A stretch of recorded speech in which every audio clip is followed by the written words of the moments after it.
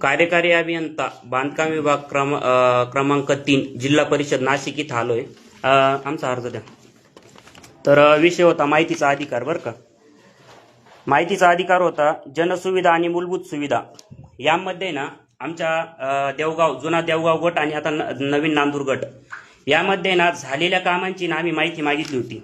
ती माहिती मागितली किती तारीख होती? 20 तारखेला 28/11/2025 रोजी मी ही माहिती मागितली होती आणि मला आत्मविश्वास होता बरं का, मला माहिती वेळेवर मिळू शकत नाही। आपण काय म्हणतो 30 दिवस लागतात बुवा माहिती मिळण्यासाठी, त्या 30 दिवसात माहिती मिळाली पाहिजे असं आपण म्हणतो।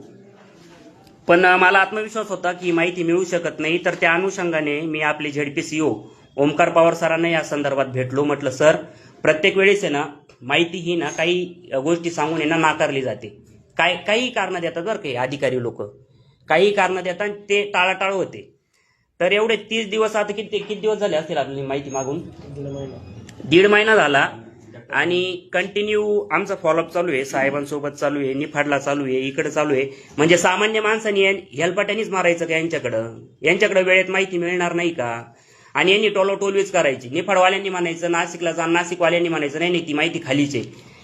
तर ह्या सगळ्या प्रकरणामुळे ना उद्विग्न झालोय मी आणि त्रास होतो या सगळ्या प्रकरणाचा। हेलपाटे मारूनच मारायचं माणसानी, घेऊन मात्र काही जायचं नाही। आता तारडे साहेबांच्या ऑफिसला मी इथं बसलोय, त्यांचं सगळं बोलणं झालंय। साहेब, काय विषय आहे माहितीचा, मूलभूत आणि जनसुविधेचा? कोणती माहिती आपल्याकडे आहे? जनसुविधेची माहिती जी आहे ती ग्रामपंचायत कार्यालयाकडे केली जाते कामं, ती ग्रामपंचायत कार्यालयाकडून आपल्याला प्राप्त होईल। बरं, तर दुसरी जी माहिती मागवलेली आहे ती मूलभूत सुविधा अंतर्गत कामांची माहिती आणि ती देवगाव गटातली माहिती ती मागवलेली आहे बाबतीमध्ये। तो जो तुम्ही 29 लाखाचा जो अर्ज आहे तो आमच्या रेकॉर्डप्रमाणे तो आम्हाला रिसिव्ड आमच्याकडची ती 8 डिसेंबरचा माझ्याकडे अर्ज प्राप्त दिसतो। त्यानंतर आम्ही ती माहिती जी आहे त्या अनुषंगाने तालुका स्तरावरती त्या गटातली कुठली गावं आहेत आणि त्या गावांमध्ये कुठल्या कामं झालेली आहेत त्या अनुषंगाने तो अर्ज जो आहे तो वर्ग केलेला खाली उपविभागाला अर्ज वर्ग केला। अर्ज वर्ग केल्यानंतर त्याची परत पण आपल्याला अवगत केलेली आहे। आणि माहिती अधिकारामध्ये ज्यावेळेस ती माहिती वेगवेगळ्या ठिकाणी उपलब्ध असते त्याप्रमाणे त्या ठिकाणच्या कार्यालयाला ते कळवणं आवश्यक असतं आणि त्या दृष्टीने ती त्या संबंधित कार्यालयाला आम्ही कळवलेलं आहे।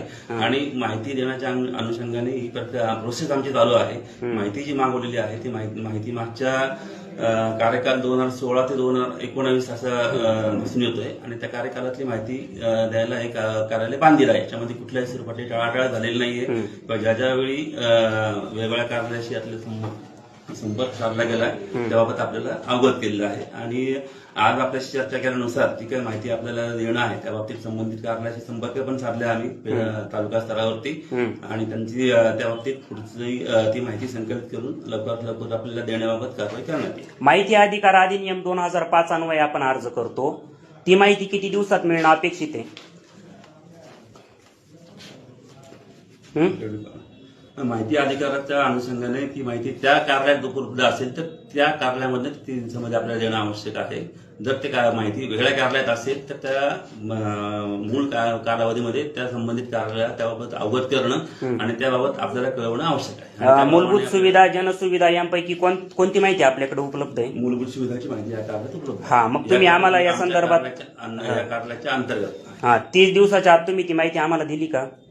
आम्ही जो अर्ज खाली वर्ग केलेला आहे त्या संदर्भात आपल्याला कळवलेला आहे। नाही, खाली झाला विषय मूलभूत मला कळवलेला नाही मूलभूत सुविधेचं तुमच्याकडे म्हणता ना आमच्याकडे आहे, तर मग ती माहिती तुम्ही आम्हाला दिली का? देताय का आता? मूलभूत सुविधाची माहिती संकलित जी जुनी माहिती आहे ती संकलित करणं चालू आहे आणि संकलित झाल्यानंतर आपल्याला त्या बाबतीत कळवण्यात येईल। तुम्ही आता जी गोष्ट मला बोलले की जनसुविधाची माहिती आमच्याकडे उपलब्ध नाहीये, झेडपीसीओ बसलेत, प्रशांत पवार साहेब बसले, ह्या 2 साहेबांचा आहे ना तात्या बरं का, आपण या 2 साहेबांच्या मार्गदर्शनाखाली हा माहितीचा अधिकार अर्ज आपण बनवला आणि पूर्ण ओरिजिनल दाखवा। मी गाढव काम काय असतं ना मी यांना तुम्हाला दाखवून देतो, तो ओरिजिनल अर्ज खोला, पूर्ण खोला। आता यांनी ना हे पत्र मला खाली पाठवलं बरं का, युवद विभाग क्रमांक 3 जिल्हा परिषद नाशिक, त्याच्यामध्ये प्रति जनमाहिती अधिकारी तथा उप अभियंता युवद उपविभाग निफाड, विषय माहिती अधिकार अधिनियम 2005 अन्वये अर्जान्वये माहिती देण्याबाबत संदर्भ श्री प्रसाद निवृत्ती घोटेकर, दिनांक 28/11/2005 माहितीचा अर्ज.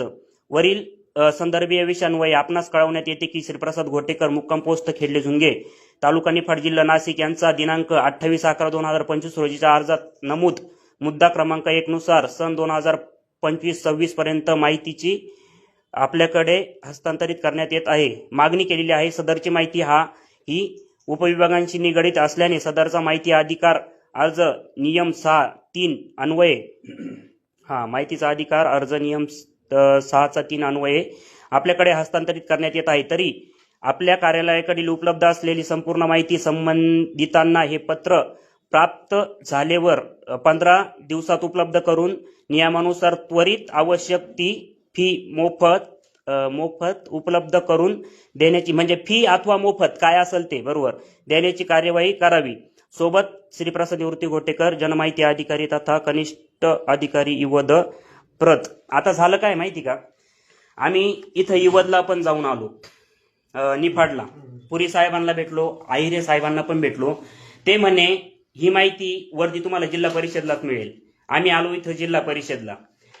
झेडपीसीओ ओमकार पवार सर आहे ना, कर्तव्य दक्ष अधिकारी आहे साहेब, आणि हे नाही गाढव काम आहे नाही सर, प्लीज हात जोडतो तुमच्या पुढं, हे बंद झाले पाहिजे. आणि जनतेला आहे ना नियमांमध्ये ना त्यांना ते वेळेत माहिती मिळाली पाहिजे. आता झाले ना 1.5 महिना झाला ना साहेब, तरी टोलोटोली चालू आहे.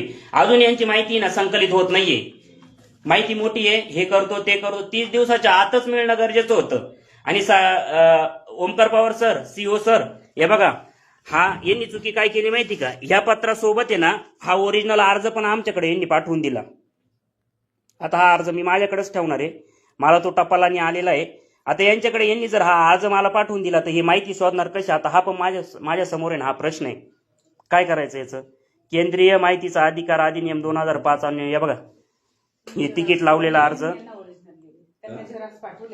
काय झालं मॅडम, त्यांना झेरॉक्स जोडली गेली आणि तुमच्या याला ओरिजिनल जोडला गेला, पण त्यांना गेली प्रत, असं काही नाही. हा ओरिजिनल अर्ज आम्हाला पाठवून देण्यात आला. माझ्या याला झेरॉक्स केली, पण झेरॉक्सच घेतला.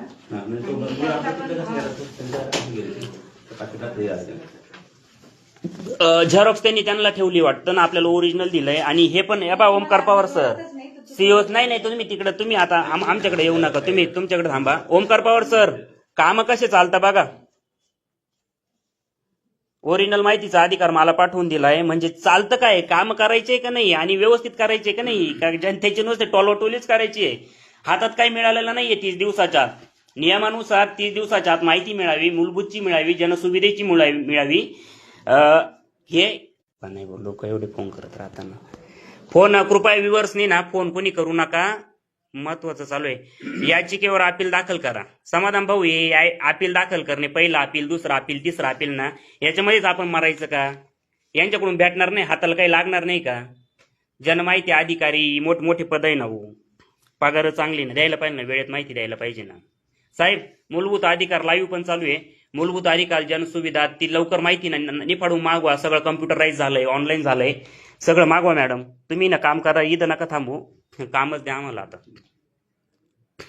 त्याशिवाय आम्ही इथून उठणार नाही. विषय तोय. येणार आहे का नाही माहिती साहेब आज काय माहिती मिळेल. किती वेळात आज नाही बोलू शकणार तुम्हाला. आज आम्ही तुम्हाला सांगितलंय, मग तुमच्या समोर बोलणंही झालंय की निफाडच्या सबडिव्हिजनला कॉल झाला हप्त्यामध्ये, माहिती संकलित करून तुम्हाला 3 ते 4 दिवसात माहिती उपलब्ध होईल तुम्हाला. हे बघा, वेळेत मला माहिती मिळू शकलेली नाही, 1.5 महिना झालेला आहे. झेडपी सीईओ ओमकार पवार सरांना माझी विनंती आहे, दप्तर दिरंगाई कायदा 2005 अन्वये ना गुन्हा दाखल झाला पाहिजे. आणि हे पत्र मी आता सीओ साहेबांना देतोच, या संदर्भात काही विषय नाहीये. या संबंधित ह्या माहिती कोणाकडे आहे ना, कोणत्या डिपार्टमेंटला, कोणत्या टेबलला आहे ना, त्या सगळ्या आहे ना कर्मचाऱ्यांवर तुम्ही गुन्हा दाखल केला पाहिजे साहेब. कुठेतरी चाप बसला पाहिजे. कुर्मगतीने चाललेली व्यवस्था आहे ना, जनतेला न्यायच मिळत नाही किंवा माहितीच मिळत नाही ना, तर या गोष्टीवर आम्हाला कुठेतरी न्याय मिळाला पाहिजे ना, कारण आम्ही एलपट्यानेच मारायचं साहेब.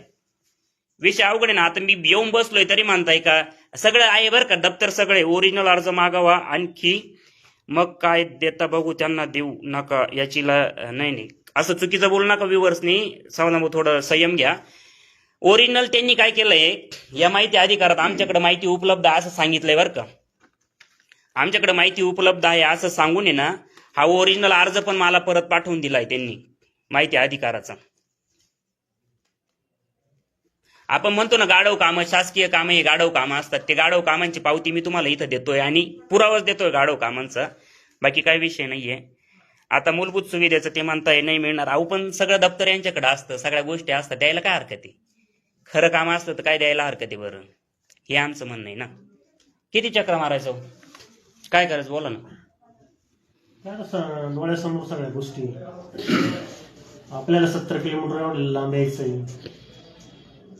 10-20 गावातून 1-2 माणूस येतो, त्याचंही जर शंकेचं निरसन होत नाही तर बाकीचे सामान्य जनता तो विषयच नाही राहिला. चुकीचं काही मागताय का तुम्ही? आपण चुकीचं काहीच मागत आणि बेकायदेशीर काही मागताय का? आपल्यासाठी सरकारी अर्ज आमच्याकडे 8 तारखेला प्राप्त झालेला आहे. 8 तारखेपासून 30 दिवस आहेत, तर आम्हाला आणखी 3 दिवसाचा कालावधी आहे. त्याप्रमाणे आम्ही तुम्हाला पुढच्या 3 ते 4 दिवसामध्ये माहिती संकलित करून तुम्हाला कॉल करून देतो. त्या दिवशी तुम्हाला माहिती बरोबर मिळेल. प्रशांत पवार सर ओळखता का तुम्ही? क्लास 2 ची पोस्ट आहे प्रशांत पवार सर. व्हिडिओ सांभाळते सगळे आपले. नाही ओळखत तुम्ही त्यांना? जनसुविधेची माहिती इथं उपलब्ध आहे. जनसुविधेची माहिती ही ग्रामपंचायत कार्यालयाकडे आहे, त्यांच्याकडे मिळेल आपल्याला. त्याबाबतीत तुम्हाला पुन्हा तात्या हा काय विषय हो जनसुविधेचा? हे आपल्याला टोलोटोली करताय. आपण पुरी साहेबांशी बोललो, आयरे साहेबांशी बोललो, त्यांचं काय म्हणणं आलं? आपल्याला त्या ओंकार पवार साहेबांशी विषय माहिती देण्यासंदर्भात तुम्हाला कोणीही अडवलेलं नाहीये. माहिती जी तुम्ही मागितलेली तो कालावधी बघता आणि आता माहिती संकलित करून द्यायचा जो पिरियड आहे आपल्याकडे उपलब्ध आहे. आम्हाला 8 तारखेला आमच्याकडे अर्ज आलेला आहे, आम्हाला आणखी 4 दिवस आहेत त्यामध्ये. पण तुमच्या कार्यालयाला अर्ज पोहोचला आमचा 28/11ला, तर मग तुमच्या 28 त्याच्यावरती आमच्याकडे रिसिव्ड इथे शेजारी ऑफिसमध्ये 28 तारखेला आम्ही आमच्याकडे रिसिव्ह. हो 28 नाही 8 डिसेंबरला दिलाय तात्या आपण अर्ज. हा काय 8 डिसेंबर झाले किती दिवस आता? 8 डिसेंबर ते 8 जानेवारी ना. 8 जानेवारीला 8 डिसेंबर नाही हा 28/11ला आपण अर्ज दिलाय.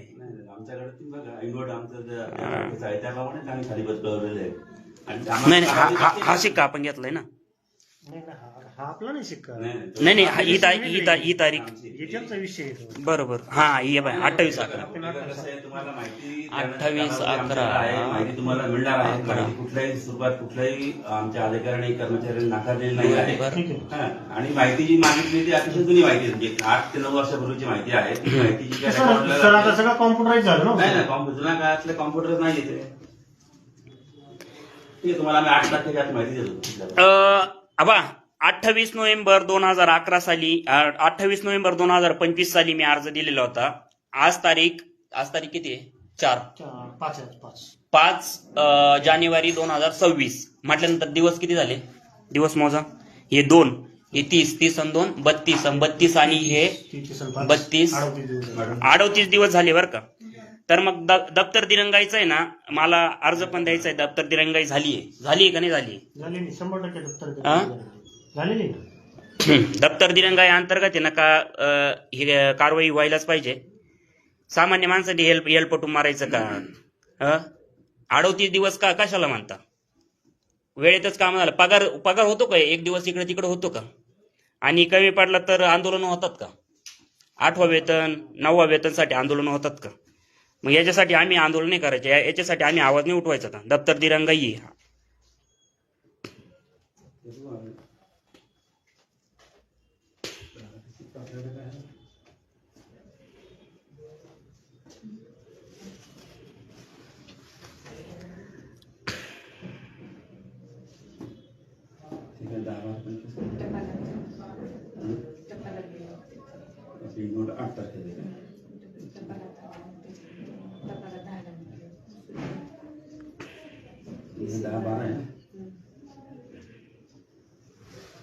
सेकंड पार्ट सुरू करतो. हा एवढा फिनिश होऊ द्या.